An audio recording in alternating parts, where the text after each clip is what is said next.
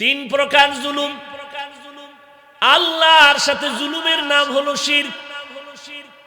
দ্বিতীয় জুলুম হলো নিজের সাথে জুলুম করা।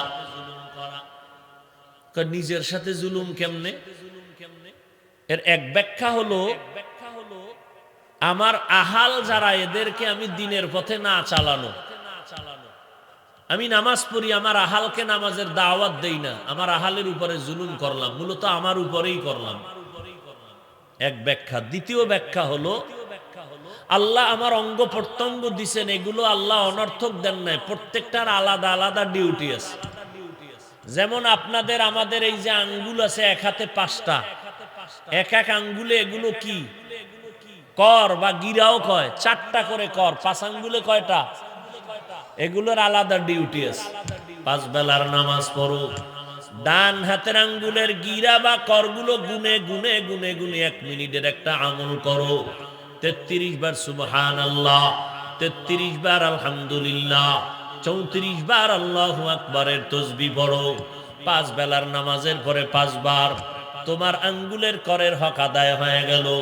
কিন্তু করলা না, করের উপরে জুলুম। চক্ষু দিছেন, এই চক্ষু দিয়া মা বাবারে মোহাব্বতের নজরে দেখবা সওয়াব, আলেম দেখবা সওয়াব, বাইতুল্লাহ দেখবা সওয়াব। এই চক্ষু দিয়া কোরআন শরীফ দেখবা সওয়াব। হাফেজ সাহেব হইলে তারপরেও কিন্তু কোরআন দেইখা পড়লে সওয়াব বেশি। তার মানে কি? তারাবির ভিতরে দেইখা পড়বা।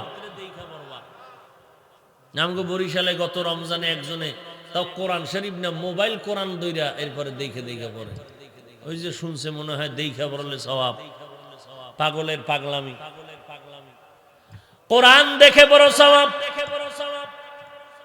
কিন্তু আজ চোখের উপরে জুলুম করেছি।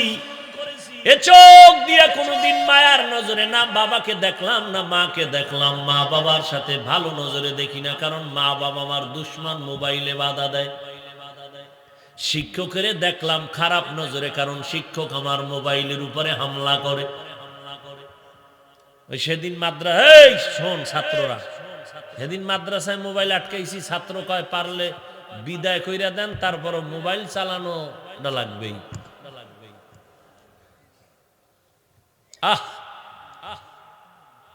রাস্তার ল্যাংটা পাগলও নিজের ভালো বুঝে, কিন্তু আমরা নিজের ভালো বুঝি না। আমরা রাস্তার পাগল থেকেও খারাপ। আফসুস। ভাইরা আমার, চোখ দিয়া বাইতুল্লাহ দেখলাম না, কোরআন দেখলাম না, কি করলাম? সারাটা রাত মোবাইলের দিকে তাকায়া কবিরা গুনা, কবিরা গুনা, কবিরা গুনা, কবিরা গুনা। সারা রাত গুনা টুনা কইরা এবার ফজরের আগে দিছে ঘুম, নামাজ সারা।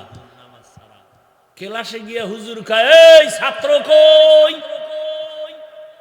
ছাত্ররা লিস্টি পাঠাইছে, আমরা অসুস্থ, সারা রাত আকাম করছি, আর এটা কয় নাই। হুজুর ভাবছে মনে হয় সারা রাত তাহাজ্জুদ পইরা ঘুমাইতে না, এবার ঘুমায়। ওই যে একটু আগে বললাম না, এক ক্লাসে পড়ছি, নাম বললে এখানে সবাই চিনবে। এমন কোন জায়গা নাই যেখানে জুতার বাড়ি খায় নাই। দাওরার বছর যেই ছেলেটা আমগো সাথে ছিল, বুখারীর ইবারাত বিদ্যুৎ গতিতে পড়তো, সব হুজুরেরা কইতো যেখানে যাবে মুহাদ্দিস। সেই ছেলে এখন এলাকার নাম বললাম না, ওই এলাকায় থাকে, প্যান্ট শার্ট টাই পরা, দাড়ি তো নাই। ওই এলাকায় ওয়াজে গেলে পালায় থাকে, সামনে আসে না। আল্লাহকে সাক্ষী রেখে বলছি, তোমাদের ইবরতের জন্য ধর্ম নিয়ে মাস্তানি চলে না। আমার রসুল যদি বিনয়ী ভাব নিয়ে চলেন, সাহাবায়ে কেরাম চলে, এর থেকে আপনারা দামি হয়ে গেলেন। আল্লাহ হেদায়েতের দৌলত দান করেন। তো চোখের সাথে জুলুম করতেছে, এটা নিজের সাথে জুলুম। তৃতীয় জুলুম হলো অন্যান্য মাখলুকতের সাথে জুলুম। এর মধ্যে মানুষের সাথে তো আছেই। যারা মা বাবার সাথে খারাপ আচরণ করছে মোবাইলের কারণে, শিক্ষকের সাথে খারাপ আচরণ মোবাইলের কারণে। আল্লাহর কসম, বাইতুল্লাহর গিলাফ ধইরাও যদি কান্দো, আল্লাহ মাফ করে দাও। মা বাবায় যতদিন ক্ষমা দিবে না, আল্লাহ ক্ষমা দিবে না। শিক্ষকের সাথে বেয়াদবি করেছ, বাইতুল্লাহর গিলাফ ধরে কানলেও ক্ষমা নাই। শিক্ষক যদি ক্ষমা না দেয়, আল্লাহও দিবেন না। বান্দার হক তামাশা মনে কইরো না রে বাবা। মানুষ কিন্তু গ্রামে একটা কথা বলে, পান্তা ভাত নষ্ট হলেও খাওয়া যায়, পোলাও নষ্ট হলে খাওয়া। এই জমিনের মধ্যে তালিবুল ইলম ছাত্র সমাজ হলো, স্কুল হোক কলেজ হোক, এরা কোরমা পোলাওয়ের মতো। এরা এত দামি, গোটা বাংলাদেশ না পুরা দুনিয়াটাকে আলোকিত করে ফেলার মতো মেধা যুবক ছাত্রদের মধ্যে আছে। আল্লাহ সেইভাবে বানাইছেন, ইহুদির বাচ্চারা যদি রাষ্ট্র চালাইতে পারে, তুমি তো শ্রেষ্ঠ নবীর উম্মত, তুমি কেন পারবা না?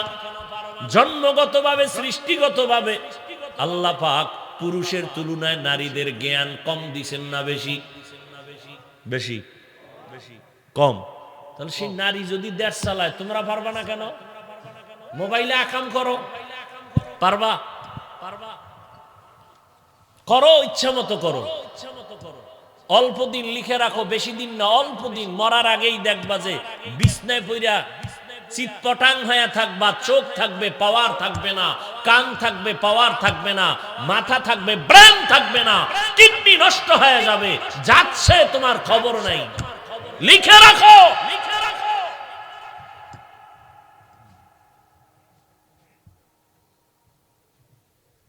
আমাদের বলার দায়িত্ব বলে গেলাম, মানবা কিনা সেটা তোমার ব্যাপার। তোমার খবরে তুমি যাবা, আমার খবরে আমি যাব। হেদায়েত তো আল্লাহ সবাইকে দিবেন না, আর সবাই তো আল্লাহর কাছে হেদায়েত চায়ও না। কয় অমুকের বিরুদ্ধে লাগছি, মুরা পর্যন্ত যাব, জাহান্নামে যদি যাওয়া লাগে গেলাম। আল্লাহ খায় আমিও দিলাম, যখন যেতে চাও যা। ভাইরা আমার, আল্লাহর এক বান্দি জীবন ভর নেক আমল করেছেন, বিদায় হওয়ার আগে জমিন থেকে একটা সামান্য অপরাধ করেছেন, খুবই সামান্য। আল্লাহর ভিন্ন একটা মাখলুক, একটা বিড়াল ঘরের মধ্যে ঢুকে পড়ছে, তো খাঁচায় আটকায় ফেলছে। নিজেও খানা দেয় না, বিড়ালটাকে ছেড়ে দিল না বাইরে গিয়া খাবে, সেই সুযোগও দেয় নাই। বিড়াল খাঁচার মধ্যে না খেয়ে ধুকে ধুকে ধুকে ধুকে মরে গেল। নবীজি সাহাবায়ে কেরামদের বলতেছেন, আল্লাহর পক্ষ থেকে গায়বী আওয়াজ আসছে, আল্লাহর বান্দি, জীবন ভর যত নেক আমল করেছো, এই বিড়ালের সাথে জুলুম করার কারণে সব নেক আমল বরবাদ। একটা বিড়ালের সাথে জুলুম করার কারণে যদি হালাত হয়, তো মানুষের সাথে মানুষ হইয়া জুলুম করলে কি হালাত হবে? ও যুবক বাবা, এই মাত্র তোমার বয়স মাত্র 30-25 মধ্যেই আছে। আল্লাহ না করুন যদি আজকেই তুমি মইরা যাও, মরার পরে তোমারে আমরা কেমনে স্মরণ করব, মা বাপ কেমনে করবে? আমি ফলাফলটা দেই, এমন কোনো ভালো জিনিস করছো নাকি জীবনে যে মা বাবা দোয়া করবে? বরং মা বাবার সাথে এত বেয়াদবি করেছো, মা বাবা যদিও কানবে কিন্তু ভিতরে ভিতরে খুশি, তুই মরে গেছো, ঝামেলা শেষ। কারণ তোর চরিত্রের কারণে কত জায়গায় মুখ দেখাইতে পারি না, তোর কারণে অনেক সমাজের ভিতরে বহু ভালো সন্তান নষ্ট হয়ে গেছে। শিক্ষকেরাও খুশি, কেমন জীবন তুমি কায়েম করছো, 30 বছরের ফলাফল। তুমি মইরে গেলে সবাই খুশি, কারণ তুমি এত পরিমাণ চরিত্রহীন যে তোমার কারণে সব পরিবেশ নষ্ট হয়ে গেছে। মা বাবাও চায় মরে যা, শিক্ষক চায় মরে যা, এলাকার সবাই কয় মরে গেছো ভালো। তাহলে তোমার জীবনটা কি যে তুমি মরলে সবাই খুশি? এটা হলো তোমার জিন্দেগির পাওয়া, সকলের বরদোয়া। জীবনে কিছু করো আর না করো, মানুষের বরদোয়া নিয়ে মরিও না, পায়ে ধরে বলে গেল। দোয়ার বড় দাম,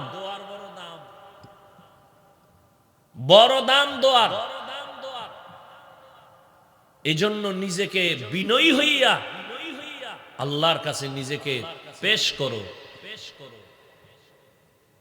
আল্লাহ রাস্তা খুলে প্রতি রাত আল্লাহ আসেন।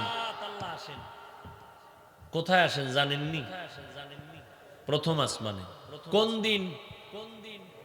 প্রতিদিন। কেন আসেন? বান্দার থেকে কিছু নিতে না বান্দাকে দিতে? আপনাদের তো কিছু লাগে না, লাগে? তো ঘুমায় থাকলে পেয়ে যাবেন সব। তো ঘুমান কেন?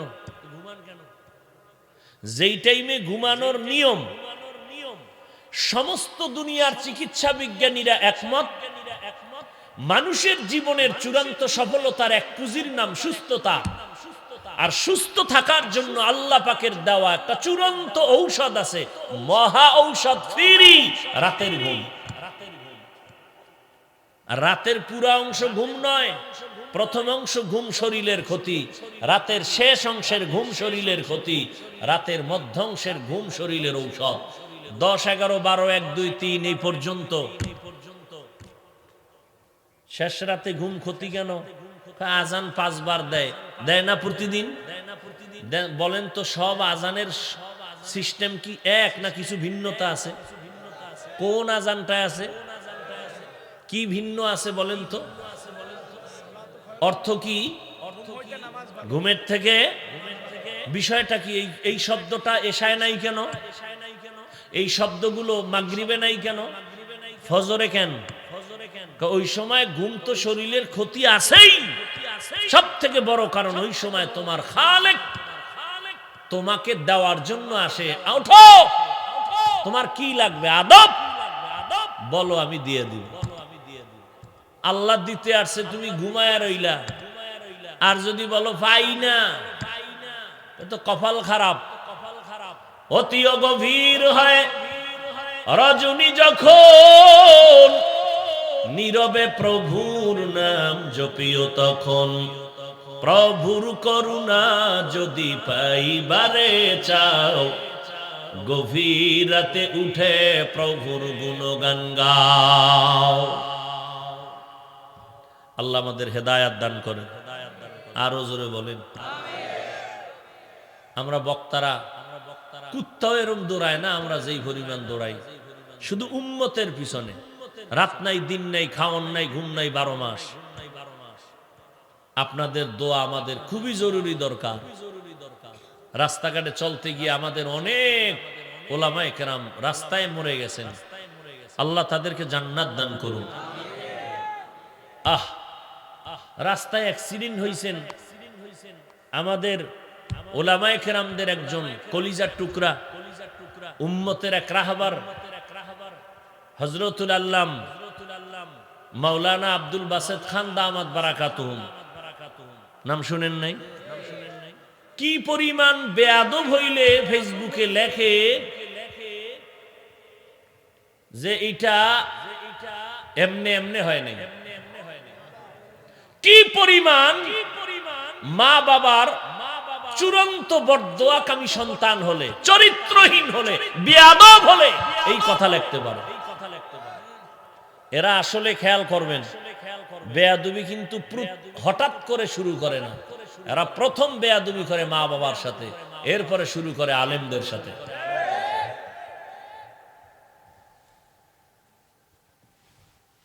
এই যে জুলুম করলো আলেমদের ইজ্জত নষ্ট করার জন্য, বিচার কি মরার পর না আগে? আগেই হবে। পঙ্গু হয়ে মরবি, লিখে রাখিস। আর যদি তওবা করো, আমার আল্লাহ বলেন জীবনের সব গুনাহ এক তওবায় মাফ। আল্লাহ আমাদের কবুল করেন, আদবওয়ালা বিনয়ী জিন্দেগি আমাদের দান করেন। জীবনে বান্দা উপকার কারো করতে যদি নাও পারো, পায়ে ধরে বলে গেলাম ক্ষতি কইরো না। জীবনে যদি কারো প্রশংসা করতে না পারো, হিম্মত না হয়, পায়ে হাত রেখে বলে গেলাম বদনাম করে নিজের কপাল পুড়িও না। জীবনে যদি ভালো নেক আমল করতে নাও পারো, গুনাহ করে নিজেকে জাহান্নামী বানায় না। এই 3টা ওয়াজ যদি মনে রাখতে পারো, বিনা হিসাবে জান্নাতি। উপকার করতে না পারলেও কি করব না? কারো প্রশংসা করতে না পারলেও কি করব না? বদনাম করব না। নেক আমল করতে না পারলেও কি করব না? গুনাহ করব না। এটা ফাইনাল বয়ান। আল্লাহ সবাইকে কবুল করেন। আল্লাহ মার্কাজকে হেদায়েতের মার্কাজ বানায় দেন। আল্লাহ পাক আসাতেজায়ে কেরাম এবং তালিবুল ইলম সবাইকে কবুল করেন। যারা ফজিলতের পাগড়ি নিলেন আমাদের মুরব্বীদের হাত থেকে আল্লাহ তাদেরকে কবুল করেন। মুরব্বীদের বেয়াদবির থেকে, বদদোয়া থেকে আমাদেরকে হেফাজত করেন। মুরব্বীদের দোয়া নিয়ে চলার তৌফিক আল্লাহ আমাদেরকে দান করেন। আলহামদুলিল্লাহি রাব্বিল আলামিন ওয়াসসালাতু ওয়াসসালামু আলা সাইয়্যিদিল আমবিয়াই ওয়াল মুরসালিন ওয়া আলা আলিহি ওয়া আসহাবিহি আজমাইন।